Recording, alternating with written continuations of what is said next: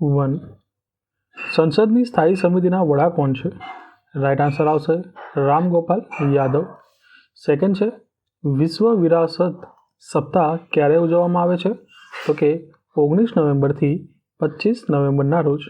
આગળ છે 2015માં થયેલી પેરિસ સમજૂતી હેઠળ ભારતે 2030 સુધીમાં કેટલા ટકા કાર્બન ઉત્સર્જનમાં ઘટાડો કરવાનો વાયદો કર્યો હતો? તો કે 33થી 35%. આગળ વધીએ તો 2030 સુધીમાં ભારતે કેટલી રિન્યુએબલ એનર્જી ઉત્પાદન કરવાનું લક્ષ્ય રાખ્યું છે? તો કે 450 ગીગાવોટ. આગળ છે કઈ સંસ્થાએ તાજેતરમાં જળ સંચયને સુરક્ષિત રાખવા માટે રાજ્યોમાં અને કેન્દ્રશાસિત પ્રદેશોને નોડલ એજન્સીની નિયુક્તિ કરવાનો આદેશ આપ્યો છે? તો કે NGT એટલે કે નેશનલ ગ્રીન ટ્રિબ્યુનલે. અહીં બાયોલોજિકલ ઓક્સિજન ડિમાન્ડ એટલે કે BOD બરાબર મિલીગ્રામ્સ ઓફ ઓક્સિજન પર લીટર થશે. ભારતીય સ્ટાન્ડર્ડ્સ મુજબ બાયોલોજિકલ ઓક્સિજન ડિમાન્ડ પીવાલાયક પાણીમાં 5 મિલીગ્રામ પર લીટર કરતાં ઓછું હોવું જોઈએ. આગળ વધીશું. ભારતમાં કયા વર્ષે G20 સમિટનું આયોજન થશે? તો કે વર્ષ 2023માં. G20 સમિટ 2020ની થીમ શું હતી? તો કે realizing opportunities of the 21st century for all. આગળ વધીએ. ATP એટલે કે એસોસિએશન ઓફ ટેનિસ પ્રોફેશનલ્સ 2020ના વિજેતા કોણ છે? તો કે ડેનિયલ મેદવેદેવ કે જેઓ રશિયાના છે. અહીં આ ટુર્નામેન્ટનું આયોજન લંડન ખાતે થયું હતું. આગળ વધીએ તો નિવાર વાવાઝોડાની સૌથી વધુ અસરકારકતા કયા રાજ્યોમાં જોવા મળી હતી? તો કે તમિલનાડુ, આંધ્રપ્રદેશ અને પુડ્ડુચેરી કે જે યુનિયન ટેરિટરી છે. બરાબર. 2 રાજ્ય અને 1 કેન્દ્રશાસિત પ્રદેશમાં તેની અસર જોવા મળી હતી. આગળ વધીએ તો COVID-19 માટે કોવિશિલ્ડ વેક્સિન કઈ સંસ્થાએ તૈયાર કરી છે? તો કે ઓક્સફર્ડ અને એસ્ટ્રાઝેનેકાએ. આગળ છે ગુજરાત રાજ્યમાં સોલાર ઉર્જા ક્ષેત્રે કુલ સ્થાપિત ક્ષમતા કેટલી છે? તો કે 2248 મેગાવોટ. ગુજરાત હાઈકોર્ટમાં સ્ટાન્ડર્ડ ઓપરેટિંગ પ્રોસિજર એટલે કે SOPના કડક અમલ સાથે ક્યારે નેશનલ લોક અદાલત ઓનલાઈનનું આયોજન થશે? તો કે 12 ડિસેમ્બરે. અહીં નેશનલ લોક અદાલતમાં criminal, compoundable case, cheque bounce, money recovery, MACT, મજૂર વિવાદ, લગ્ન સંબંધિત, રેવન્યુ સહિત અન્ય કેસ અંગે નિર્ણય લેવાશે. આગળ વધીએ તો રોશની એક્ટ શેને સંલગ્ન કાયદો છે?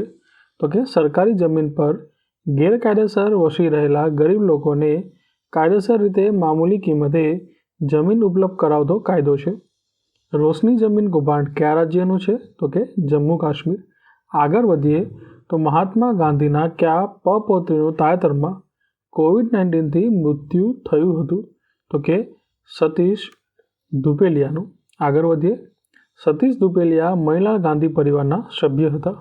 આગળ વધીએ તો કેવડિયા સ્થિત સ્ટેચ્યુ ઓફ યુનિટી પરિસર ખાતે યોજાયેલ 80મી ઓલ ઇન્ડિયા પ્રિસાઇડિંગ ઓફિસર્સ કોન્ફરન્સનું ઉદ્ઘાટન કોના દ્વારા કરવામાં આવ્યું હતું? તો કે રાષ્ટ્રપતિ રામનાથ કોવિંદ દ્વારા.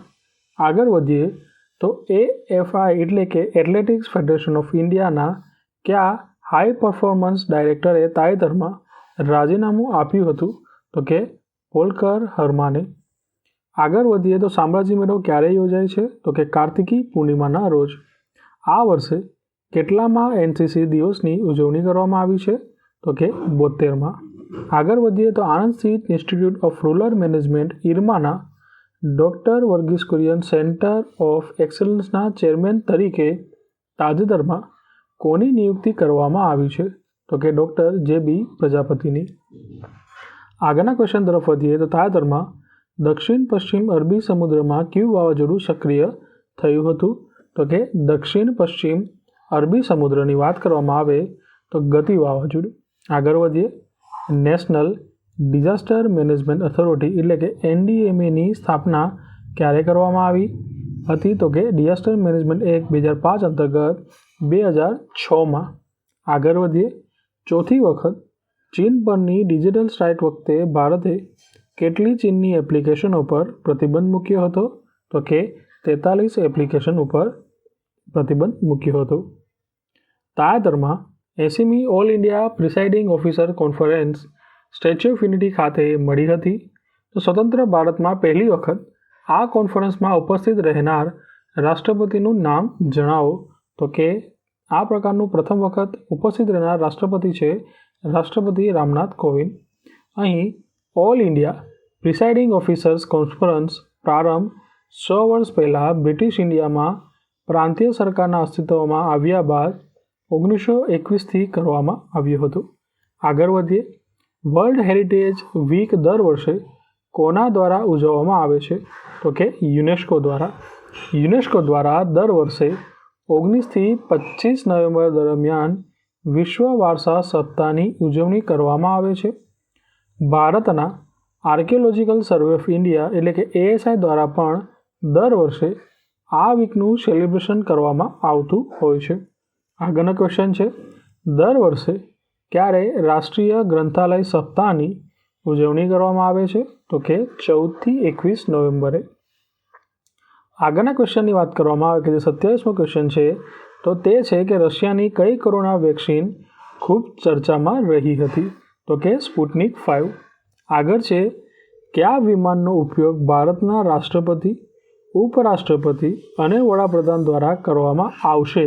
તો કે એર ઇન્ડિયા 1 એટલે કે B777 એરક્રાફ્ટનો. એર ઇન્ડિયા 1નું સંચાલન કોના દ્વારા કરવામાં આવશે? તો કે ભારતીય વાયુસેનાના હવાઈ મથકના કોમ્યુનિકેશન સ્ક્વોડ્રન દ્વારા તેનું સંચાલન કરવામાં આવશે. અહીં એર ઇન્ડિયા 1 B777 એરક્રાફ્ટની પ્રથમ ઉડાન કોણે ભરી હતી? તો કે ભારતના રાષ્ટ્રપતિ શ્રી રામનાથ કોવિંદે. આગળ છે, નીતિ આયોગે તાજેતરમાં કોની અધ્યક્ષતામાં હાઇપરલૂપ ટેકનોલોજીની મદદથી અલ્ટ્રા હાઈસ્પીડ અંગેની શક્યતાઓ તપાસવા પેનલની રચના કરી? તો કે નીતિ આયોગના સભ્ય VK સારસ્વતની અધ્યક્ષતામાં. આગળ વધીએ તો ભારતે તાજેતરમાં કયા દેશમાં high impact community development project શરૂ કર્યો? તો કે અફઘાનિસ્તાનમાં. 33મો ક્વેશ્ચન છે કે તાજેતરમાં વર્લ્ડ બેંકના કયા પૂર્વ પ્રેસિડેન્ટનું નિધન થયું હતું? તો તેનું નામ છે જેમ્સ વોલ્ફેનસોનનું. અહીં તેઓ વર્લ્ડ બેંક માટે 1995થી 2005ની વચ્ચે પ્રેસિડેન્ટ પદે રહ્યા હતા. આગળનો 34મો ક્વેશ્ચન છે, સર છોટુ રામજીની જયંતિ ક્યારે ઉજવવામાં આવે છે? તો કે 24 નવેમ્બરના રોજ. તેમને શેના માટે યાદ રાખવામાં આવે છે? તો કે તેઓને ખેડૂતોની સેવા માટે યાદ રાખવામાં આવે છે. તેઓ પંજાબ પ્રાંતના રાજનેતા હતા અને દીનબંધુના નામથી લોકપ્રિય હતા. આગળ છે, તાજેતરમાં કયા દેશમાં દુષ્કર્મના દોષિતોને રાસાયણિક પદ્ધતિથી નપુંસક બનાવવાની અને દુરાચારના કેસની ન્યાયિક પ્રક્રિયા અગ્રિમતાના ધોરણે હાથ ધરવાના કાયદાને સૈદ્ધાંતિક મંજૂરી આપવામાં આવી હતી? તો કે પાકિસ્તાન. આગળ વધીએ તો 37મા ક્વેશ્ચન તરફ વધીએ તો દર વર્ષે સપ્તિકનું આયોજન ક્યારે કરવામાં આવે છે? તો કે 1 જાન્યુઆરીથી 13 જાન્યુઆરીના રોજ. અયોધ્યા એરપોર્ટનું નામ શું રહેશે? તો કે મર્યાદા પુરુષોત્તમ શ્રી રામ એરપોર્ટ. આગળ વધીએ તો સમલૈંગિકતા વિષય પર તાજેતરમાં લખાયેલ પુસ્તક શુગર ડેડીના લેખિકા કોણ છે? તો કે કાજલ મહેતા. આગળ વધીએ તો 40મા ક્વેશ્ચન તરફ વધીશું. લક્ષ્મી વિલાસ બેંકના કઈ બેંકમાં વિલયને કેબિનેટે મંજૂરી આપી છે? તો કે DBS બેંક ઇન્ડિયા લિમિટેડમાં. બરાબર. ટ્વિટરને ટક્કર આપવા ભારતનું સ્વદેશી વર્ઝન કયું છે? તો કે ટ્વિટર. ભારતની સ્વદેશી સાઇટમાં શંખનું પ્રતીક મુકાયું છે. આગળ વધીએ તો ન્યાયબંધુ એપ કયા મંત્રાલય દ્વારા 2019માં લોન્ચ કરવામાં આવી હતી? તો કે કાનૂન અને ન્યાય મંત્રાલય દ્વારા. અહીં સમાજના ગરીબ અને કમજોર વર્ગોને મફત કાનૂની સહાયતા પ્રદાન કરવા તેમજ અનુચ્છેદ 39A ની પ્રતિબદ્ધતાને પૂરી કરવા માટે સરકારે ન્યાયબંધુ એપ લોન્ચ કરી હતી. આગળ વધીએ. ગરિમા ગૃહ એ કયા સમુદાય માટેનો આશ્રય ગૃહ છે? તો કે ટ્રાન્સજેન્ડર લોકો માટે. અહીં ગરિમા ગૃહ વડોદરામાં આવેલું ટ્રાન્સજેન્ડર વ્યક્તિઓ માટેનું આશ્રય સ્થાન છે જે લક્ષ્યા ટ્રસ્ટ દ્વારા ચલાવવામાં આવશે. આગળ વધીએ તો કયો દેશ તાજેતરમાં આંતરરાષ્ટ્રીય સમુદ્ર સંગઠન એટલે કે IMO દ્વારા માન્યતા પ્રાપ્ત નેવિગેશન પ્રણાલી ધરાવતો ચોથો દેશ બન્યો છે? તો કે ભારત. અમેરિકા, રશિયા અને ચીન પાસે IMO દ્વારા માન્યતા પ્રાપ્ત નેવિગેશન સિસ્ટમ છે. આગળ છે ટ્રાન્સપરન્સી ઇન્ટરનેશનલના રિપોર્ટ મુજબ એશિયાનો સૌથી મોટો લાંચિયો દેશ કયો છે? તો કે ભારત. નિવાર વાવાઝોડાનું નામ કયા દેશ દ્વારા આપવામાં આવ્યું હતું? તો કે ઈરાન દ્વારા. આગળ છે સપ્તક સમારોહ 2020ની થીમ શું રાખવામાં આવી છે? તો કે વિશ્વ મંગલ. આગળનો ક્વેશ્ચન છે કે દેવઉઠી અગિયારસે દર વર્ષે ભગવાન વિઠ્ઠલનાથજીનો વરઘોડો કયા શહેરમાંથી નીકળે છે? તો કે વડોદરા. 210 વર્ષના ઇતિહાસમાં આ ઐતિહાસિક વરઘોડો કોરોના કારણે નિયત રૂટના બદલે પરિસરમાં જ સીમિત રહ્યો હતો. આગળ છે અદાણી ગેસનું નામ બદલીને શું થશે? તો કે અદાણી ટોટલ ગેસ. આ કંપનીમાં ફ્રાન્સની એનર્જી જાયન્ટ કંપની ટોટલનો હિસ્સો હોવાથી તેનું નામ બદલાયું છે. આગળ છે 50મો ક્વેશ્ચન કે શ્રીલંકામાં તાજેતરમાં યોજાયેલી સમુદ્રી સુરક્ષા સહયોગ પરની ત્રિપક્ષીય બેઠકમાં ભારત વતી કોણે હાજરી આપી હતી? તો કે ભારતના NSA એટલે કે રાષ્ટ્રીય સુરક્ષા સલાહકાર અજીત ડોભાલે. અહીં NSA પદ કેન્દ્રીય કેબિનેટની સમકક્ષનું પદ છે. તે કાર્યકારી એજન્સી છે જે રાષ્ટ્રીય સુરક્ષા નીતિ અને આંતરરાષ્ટ્રીય મામલાઓ સંબંધિત મુદ્દાઓ પર પ્રધાનમંત્રીને સલાહ દેવા માટે જવાબદાર છે. આગળ વધીએ. તાજેતરમાં કયા વિભાગે તેની પૂરી રીતે ડિજિટલ માનવ સંસાધન પ્રબંધ પ્રણાલી એટલે કે HRMS પ્રણાલી શરૂ કરી? તો કે ભારતીય રેલવેએ. આ પ્રણાલી રેલવે બોર્ડના અધ્યક્ષ અને CEO વિનોદ કુમાર યાદવ દ્વારા શરૂ કરવામાં આવી હતી. ભારતીય રેલવે નેટવર્ક આ કારનામું કરનાર દુનિયાનું ચોથી સૌથી મોટું રેલવે નેટવર્ક છે. આગળ વધીએ. ભારતમાં વડાપ્રધાન શ્રી નરેન્દ્રભાઈ મોદીએ તાજેતરમાં સંવિધાન દિવસ એટલે કે 26 નવેમ્બરના અવસર પર વિડીયો કોન્ફરન્સિંગના માધ્યમથી કેવડિયામાં થયેલા 80મા અખિલ ભારતીય પીઠાસીન અધિકારી સંમેલનના સમાપન સત્રને સંબોધ્યું હતું. આ સંબોધનમાં તેમણે કયો મહત્વપૂર્ણ સંદેશો આપ્યો હતો? તો કે વન નેશન વન ઇલેક્શનને. આગળનો 53મો ક્વેશ્ચન છે કચ્છના ધોરડોમાં રણોત્સવની શરૂઆત ક્યારે કરવામાં આવી હતી? તો કે વર્ષ 2008માં. ગુજરાત યુનિવર્સિટીના વર્તમાન કુલપતિ કોણ છે? તો કે ડૉક્ટર હિમાંશુ પંડ્યા. અને 55મો ક્વેશ્ચન છે તાજેતરમાં ભારતે કયા દેશ સાથે સંરક્ષણ ઉદ્યોગમાં સહયોગ અંગે ચર્ચા કરી હતી? તો કે વિયેતનામ. વિયેતનામે આ ચર્ચા દરમિયાન ડિસેમ્બર 2020માં વિયેતનામ દ્વારા યોજાનારા આસિયાન ડિફેન્સ મિનિસ્ટ્રીયલ મીટિંગ પ્લસમાં ભારતને આમંત્રણ આપ્યું હતું. બ્રેઇન ફિંગર પ્રિન્ટનો ઉપયોગ તાજેતરમાં કયા કેસના ઉકેલ માટે કરવામાં આવ્યો હતો? તો કે ઉત્તર પ્રદેશના હાથરસ બળાત્કાર અને હત્યા કેસના ઉકેલ માટે. ફોરેન્સિક સાયન્સ લેબોરેટરી ગાંધીનગરમાં અહીં સ્થિત આવેલી છે. આગળ છે તાજેતરમાં ભારતીય નૌકાદળનું ક્યુ જેટ અરેબિયન સમુદ્રમાં તૂટી પડ્યું હતું? તો કે MiG-29K ફાઇટર ટ્રેનર જેટ. હવે આજરોજના બીજા કેટલાક મોલનાયસની વાત કરી લઈએ. કચ્છની રોગાન કળામાં શેના બીજમાંથી તૈયાર થતા રંગોનો ઉપયોગ થાય છે? તો કે એરંડા. તાજેતરમાં સહકાર પગના પહેલ કોના દ્વારા શરૂ કરવામાં આવી હતી? તો કે કેન્દ્રીય કૃષિ મંત્રી શ્રી નરેન્દ્રસિંહ તોમરના હસ્તે. તાજેતરમાં કોની ICCના નવા સ્વતંત્ર અધ્યક્ષના રૂપમાં નિમણૂક કરવામાં આવી છે? તો કે ગ્રેગ બાર્કેલની. 1 જાન્યુઆરીથી લેન્ડલાઇન પરથી મોબાઈલ નંબર ડાયલ કરતા પહેલાં કયો નંબર આગળ લગાડવો પડશે? તો કે 0. હેન્ડ ઓફ ગોડ તરીકે જાણીતા કયા ફૂટબોલરનું તાજેતરમાં નિધન થયું છે? તો કે આર્જેન્ટિનાના ડિયાગો મારાડોનાનું.